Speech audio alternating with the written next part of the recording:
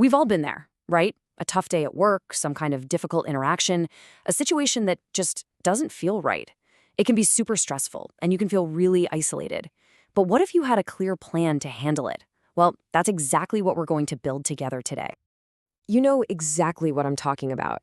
Maybe it was a comment in a meeting that just felt like a little jab, or a decision that came out of left field and seemed totally unfair.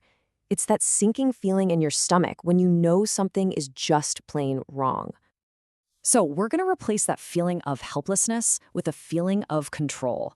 Think of this as your strategic playbook, a clear, actionable way to handle these tough situations with some real confidence. Our playbook is a simple but honestly a really powerful three-step framework. It's designed to turn what could be an explosive conflict into a productive conversation. Here are the three pillars: prepare, communicate, and follow up. Each one is absolutely critical, and they really build on each other. Skipping a step? It's kind of like trying to build a house without a foundation. So let's break them down. All right, first up, preparation. And this is the step that most people just skip. In the heat of the moment, our instinct is to just react. But the most powerful thing you can do is pause. Gather the facts, figure out what you really want to happen, and map out your talking points before you say a single word. Step two is all about communication. See, you could have the most well-prepared case in the world, but if your delivery is off, it's just not going to land. We're talking about your tone, your timing, your whole approach. Are you walking in looking for a fight, or are you looking for a solution? The goal here is to be constructive, not confrontational. And finally, the follow-up. This step is basically your insurance policy. After you have a conversation, a simple, factual email that just summarizes what you talked about, well, that creates a shared record. It's not about being aggressive, it's about being clear and making sure everyone's on the same page and that any promises are actually remembered. So, you've used the three-step playbook. Great. But what if the issue still isn't resolved? Sometimes you have to take it a step further. Let's take a look at how this can build into a more formal process. A formal process can look pretty intimidating, so let's demystify it a bit. It usually starts with an initial report. That might lead to a formal meeting with HR. From there, there's usually an investigation to gather all the facts, and it all leads up to a final resolution meeting. It's a clear path, and just knowing the steps can really help lower the anxiety. Now, getting through that process requires some clear rules of engagement. Think of them as guardrails to keep you on track, both emotionally and legally. This is how you protect yourself and make sure the focus stays on the facts. Okay, on the emotional side, the key is to shift from accusation to impact. So instead of saying, "You were dismissive," try an I statement, like, "When my suggestion was overlooked, I felt disheartened." See the difference? One attacks, the other explains.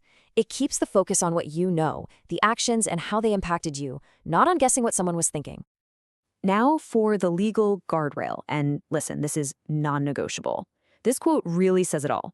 Your memory, no matter how good you think it is, will fail you. Details fade, emotions cloud things. A written record? That's your best friend.